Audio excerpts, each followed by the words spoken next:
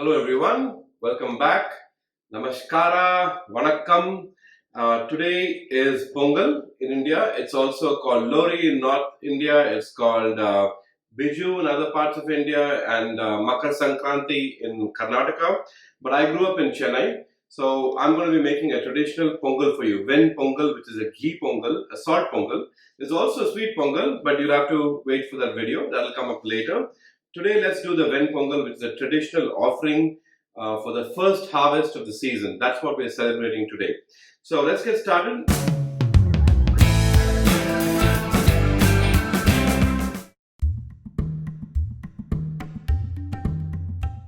Very simple ingredients.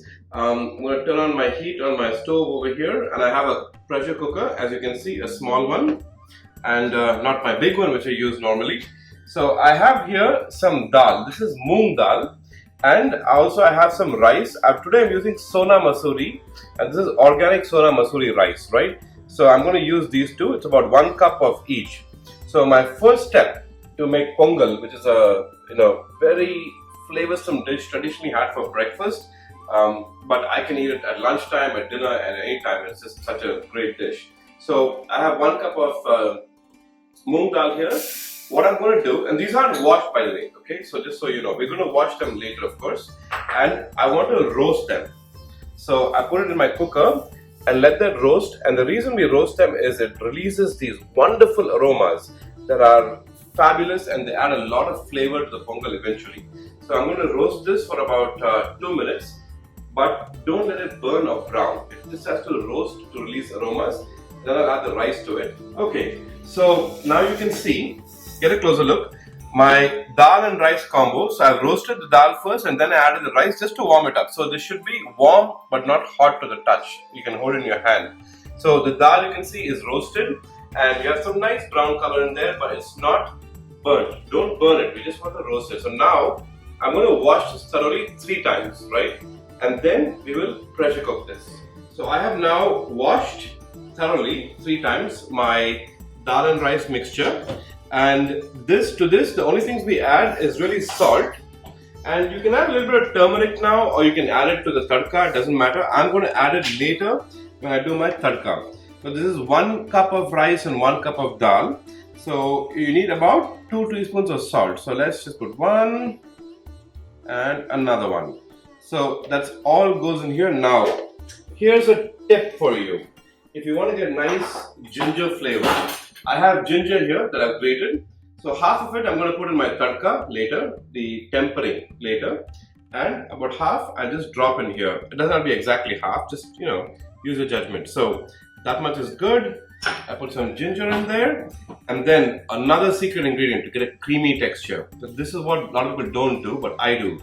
So I have milk over here. This is about a cup of milk, and looking at the quantity, I'm not going to use the whole cup. I'll use about half of it. So I put about half a cup of milk in there, maybe. There you go. That's about half cup, and you want to add about 5 cups of water as well to this. So that's 1. And use your judgment. If you want, depends on the texture. You want a thicker texture, use less water. You want a thinner texture, use more water. Since I put half a cup of milk, I'm using about 4.5 cups of water in there. So this milk will give it a nice texture. So now what we do is we pressure cook this for 3 whistles. Let it go. Let the dal and rice cook through, because the texture you're looking for is a nice mushy texture. This is not a dish where you have separate rice and separate dal. So this is your South Indian version of khichdi, right? So you want it to look like khichdi. That's the texture. So let's whistle it, and when 3 whistles are done, we'll come back and open this. Okay, so I let this go for about 4 whistles instead of 3, and my pressure is released, so I can open it. And look at that, nice hot Pongal, perfect texture. Let's see if it's cooked through. Perfect. So I want it dry, and it's dry but mushy, like I said, and the creaminess and mushiness comes from adding that milk. That's the secret ingredient, folks.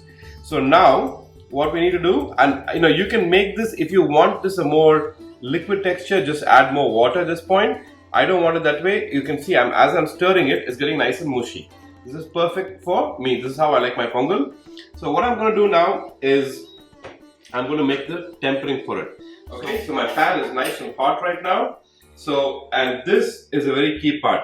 Don't use oil, please. Use fresh, this is homemade ghee. So please use desi good ghee for this because the flavor is completely different. And be generous with the ghee. You can't put less ghee in this dish, right? It's a festival. Enjoy yourself. So we have some ghee that's probably already nice and hot. And what I'm going to do first, before I make my final tempering, is I'm going to add some cashews to this. And we'll fry those cashews off. So while they're sitting in here, and it'll take a few minutes, while it's doing that, here's the other tip for you. Now a lot of people, everyone puts jeera, cumin seeds and pepper in it. They usually just add it directly to the tempering, but what I like to do is crush it slightly. So when you crush these spices, it releases the flavor from them, and that's the best part of them. So we'll put in a little mortar and pestle. So we just pound it. Okay, so look at my cashews. They're nice and brown. We don't want to burn, but we want them toasted. So they're nicely toasted now. We'll take them out in a plate with a slotted spoon because we want to make sure we leave the ghee in there. So I'll drain as much ghee out from it as possible. Take them out of my plate. And we're going to use the same ghee for our final tempering for this dish. Here, let me show you the texture. So some of them are full, some of them are ground, right? And that's good enough. You don't need more than that. So that's the texture I'm looking for. First thing I'll do in my hot ghee, I'm gonna move it off heat because it's very hot. I'll add some curry leaves. I'm gonna leave 2 or 3 over there.